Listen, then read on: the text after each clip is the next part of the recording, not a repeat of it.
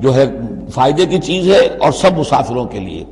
اور آج آپ کو معلوم ہے کہ یہ سی فوڈ جو ہے یہ دنیا میں کس قدر یعنی اب معروف بھی ہے، محبوب بھی ہے، مقبول بھی ہے، اور بہت سی برائیوں سے اور بیماریوں سے بچانے والا بھی ہے۔ سی فوڈ یہ تو اب ایک بڑا سمجھیے کہ پوری دنیا کے اندر غذا کا ایک نیا خزانہ ہے کہ جو سامنے آیا لوگوں کے۔ تو فرمایا وَطَعَامُهُ مَتَاعًا لَكُمْ وَلِلسَّيَّارَةِ، اس کا جو طعام ہے جو سمندر کے اندر اللہ نے پیدا کیا ہوا ہے، مچھلیاں ہیں یا اور کوئی اسی طریقے کی اللہ نے تمہارے لیے کھانے کی چیزیں پیدا کی ہیں۔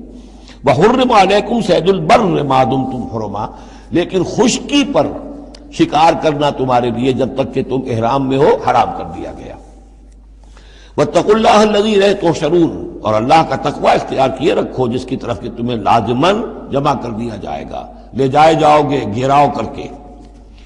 جعل اللہ الکعبۃ البیت الحرام قیاما للناس، اللہ تعالیٰ نے کعبے کو جو بیت الحرام ہے، بزرگی والا گھر ہے، اسے لوگوں کے قیام کا باعث بنا دیا ہے۔ والشہر الحرام، اور شہر حرمت والا شہر بھی اللہ تعالیٰ نے معین کیا ہے۔ والہدیہ، اور قربانی کے جانور ان کا بھی ذکر ہو چکا ہے سورت کے شروع میں۔ والقلائد، اور وہ جانور جن کے گلوں میں پٹے ڈال دیے گئے ہوں نشانی کے طور پر کہ یہ کعبے کے لیے ہدی کے جانور ہیں، یہ سب اللہ تعالیٰ کی طرف سے ہے، اس کی توثیق ہو رہی ہے۔ یعنی یہ کوئی تمہاری جاہلیت کی روایات نہیں ہے، یہ چیزیں جو ہیں کعبے کی حرمت اور عظمت، اسی طریقے سے شہر حرام، اسی طریقے سے ہدی کے جانور، اور وہ کہ جن کے گلوں میں پٹے پڑے ہوئے ہوں ہدی کے جانور ہونے کے اعتبار سے۔ ذالک لتعلموا ان اللہ یعلم ما فی السماوات و ما فی الارض، یہ اس لیے کہ تم اچھی طرح جان لو کہ اللہ تعالیٰ کو آسمانوں اور زمین کی ہر شے کا علم حاصل ہے۔ ان اللہ بکل شیء علیم، اللہ تعالیٰ ہر چیز کا علم رکھتا ہے۔ اس کے مقابلے میں 4 چیزیں آئیں گی جو ان کے ہاں حرام ہو گئی تھی، ان کو پھر کہا جا رہا کہ اس کے لیے کوئی سند نہیں ہے کتاب میں موجود، وہ بعد میں آئیں گی۔ اعلموا ان اللہ شدید العقاب، جان لو کہ اللہ تعالیٰ سزا دینے میں بہت سخت ہے۔ وان اللہ غفور الرحیم، اور اللہ غفور الرحیم بھی ہے، یعنی اس کی تو دونوں شانیں ہیں۔ اب تم دیکھو کہ تم اپنے آپ کو کس شان کے ساتھ متعلق کر رہے ہو، کس کا مستحق بنا رہے ہو، اس کی عقوبت کا یا اس کی رحمت اور مغفرت کا۔ ما علی الرسول الا البلاغ، ہمارے رسول پر سوائے پہنچا دینے کی کوئی ذمہ داری نہیں، باقی ساری ذمہ داری اب تمہاری ہے۔ واللہ یعلم ما تبدون وما تکتمون، اور اللہ جانتا ہے جو کچھ کہ تم ظاہر کرتے ہو اور جو کچھ کہ تم چھپاتے ہو۔ قل لا يستوي الخبيث والطيب، اے نبی کہہ دیجئے ناپاک اور پاک برابر نہیں ہو سکتے۔ ولو اعجبك كثرة الخبيث، چاہے ناپاک شے کی کثرت جو ہے وہ تمہاری آنکھوں کو اچھی لگے۔ آدمی تو چاہتا ہے بہتات ہونی چاہیے بس ہر چیز کی، ناجائز حرام سے آیا ہوا مال ہو جمع ہو گیا ہے اچھا لگے گا آپ کو، ہے خبیث ہو۔ تو خبیث اور طیب برابر نہیں ہو سکتے، چاہے کثرت جو ہے خبیث کی وہ جو آنکھوں کو چکا چوند تو کرتی ہے، نظر کو خیرہ کرتی ہے، چمک تہذیب حاضر کی۔ فاتقوا اللہ یا اولی الالباب لعلکم تفلحون، تو اللہ کا تقوی اختیار کرو اے ہوش مندو تاکہ تم فلاح پاؤ۔ یا ایھا الذین آمنوا لا تسألوا عن اشیاء ان تبد لکم تسؤکم، اہل ایمان ان چیزوں کے بارے میں سوال نہ کرو کہ وہ اگر تم پر کھول دی جائیں، واضح کر دی جائیں تو تمہیں اچھی نہیں لگیں گی، تمہیں بری لگیں گی۔ بعض چیزوں کی طرف سے اللہ تعالیٰ نے خود خاموشی اختیار کی ہوتی ہے، خام خواہ سوال کر کر کے اور اس کو اپنے اوپر جو ہے ذمہ داری کو بڑھا لینا، یہ بھی ایک جو خاص قسم کی مذہبی ذہنیت ہوتی ہے، کھودنے کریدنے کی اور بال کا کھال اتارنے کی، اس کا نتیجہ یہ نکلتا ہے۔ چنانچہ حج کے بارے میں جب آیت نازل ہوئی وَلِلَّهِ عَلَى النَّاسِ حِجُّ الْبَيْتِ مَنِ اسْتَطَاعَ إِلَيْهِ سَبِيلًا، یہ سورہ آل عمران میں ہم پڑھ آئے ہیں۔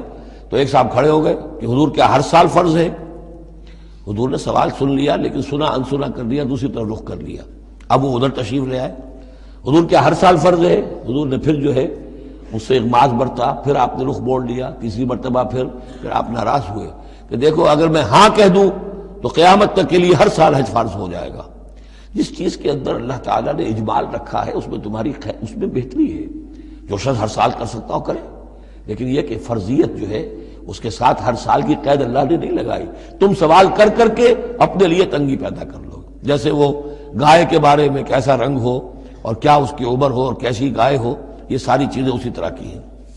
لیکن یہ کہ ان تسألوا عنہا حین ینزل القرآن تبد لکم، اگر تم سوال کرو گے جبکہ ابھی قرآن کا نزول جاری ہے تو وہ ظاہر کر دی جائے گی۔ اللہ تعالیٰ نے اپنی حکمت کے تحت اس کے اوپر پردے ڈالے ہوئے ہیں. وہ سمجھتا ہے کہ اس میں تمہارے لیے تنگی ہو جائے گی، بہت زیادہ ہو جائے گا، لیکن اگر سوال کرو گے تو پھر وہ ظاہر کر دی جائے گی. عفا اللہ عنہا، اللہ تعالیٰ نے اس میں درگزر سے کام لیا ہے، تو پر نرمی کی ہے. یہ کسی نسیان کی وجہ سے نہیں ہے، بھول کی وجہ سے نہیں ہے، غلطی کی وجہ سے نہیں ہے، معاذ اللہ. واللہ غفور رحیم، غفور حلیم، اللہ غفور ہے اور حلم والا ہے. قد سألها قوم من قبلکم ثم اصبحوا بها کافرین، تم سے پہلے کی قوم یہ اہل کتاب جو ہے اسی قسم کے سوال کرتے رہے اور پھر یہ کہ وہ اس کے انکار کرنے والے بن گئے. اب یہاں وہ چار چیزیں بھی آ رہی ہیں کہ جو ان کے ہاں بہت زیادہ مقدس ہو گئی تھی.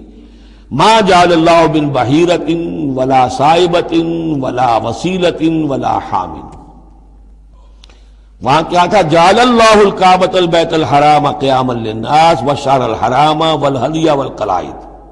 یہ چار چیزیں ان کی توثیق ہو گئی کہ یہ تو واقعتاً اللہ کی شریعت کے اجزاء ہیں، ان کا احترام اور ان کی حرمت کو ملوث رکھنا لازم ہے. یہ چار چیزیں یہ تمہارے جاہلیت کے دور کے جو مشرکانہ اوہام ہیں ان کی یادگاریں ہیں، اس کے لیے اللہ کی طرف سے کوئی سند نہیں ہے. ان چیزوں کے بارے میں بہت سے اقوال ہیں، لیکن میں یہاں آپ کو پڑھ کر سنا رہا ہوں کہ جو حضرت سعید ابن مسیب رحمۃ اللہ علیہ کی تفسیر صحیح بخاری میں جو ان الفاظ کی آئی ہے وہ مولانا شبیر احمد عثمانی صاحب نے اپنے حواشی میں نقل کی ہے. بحیرہ جس جانور کا دودھ بتوں کے نام کر دیتے تھے، کوئی اپنے کام میں نہ لاتا تھا. صائبہ جو جانور بتوں کے نام پر ہمارے زمانے کے سانڈ کی طرح چھوڑ دیا جاتا تھا. وسیلہ جو اونٹنی مسلسل مادہ بچہ جنے درمیان میں نر بچہ پیدا نہ ہو اسے بھی بتوں کے نام پر چھوڑ دیتے تھے. حامی نر اونٹ جو ایک خاص عدد سے جفتی کر چکا ہو اسے بھی بتوں کے نام پر چھوڑ دیتے تھے. تو ان کو چھوڑ دیتے تھے کہ اب یہ کسی کوئی ان کو ہاتھ نہ لگائے، کوئی ان سے استفادہ نہ کرے، نہ ان کا گوشت کھایا جا سکتا ہے، نہ ان سے کوئی خدمت لی جا سکتی ہے، یہ محترم ہو گئے. تو اس کے لیے فرمایا ما جعل اللہ من بحیرۃ ولا صائبۃ ولا وسیلۃ ولا حام ولکن الذین کفروا یفترون علی اللہ الکذب. بلکہ یہ تو وہ لوگ جنہوں نے کفر کیا وہ افترا کرتے رہے ہیں، جھوٹ گھڑتے رہے ہیں، اللہ کے ذمے یہ باتیں لگاتے رہے ہیں. واکثرهم لا یعقلون، ان کی اکثریت جو ہے وہ عقل سے عاری ہے.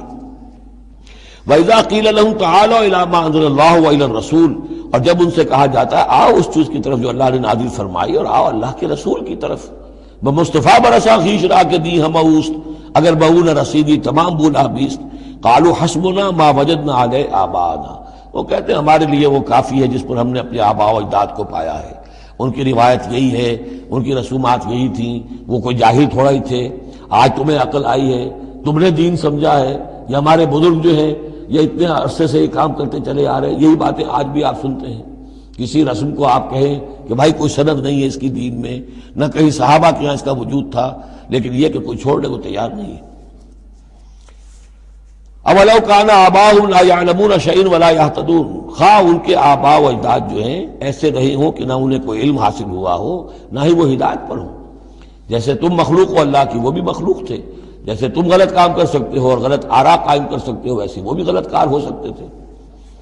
یا ایھا الذین آمنوا علیکم انفسکم لا یضرکم من ضل اذا اہتدیتم، یہ بھی بہت اہم آیت ہے اور اس کے ساتھ ایک واقعہ موجود ہے.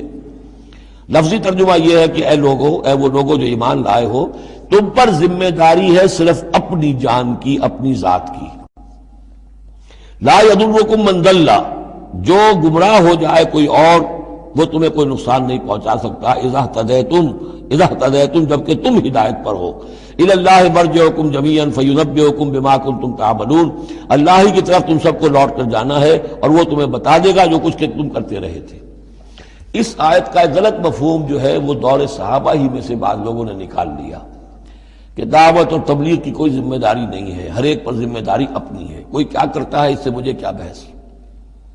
دیکھو قرآن میں لکھا ہوا ہے یا ایھا الذین آمنوا علیکم انفسکم، مجھے اپنا عمل درست رکھنا ہے.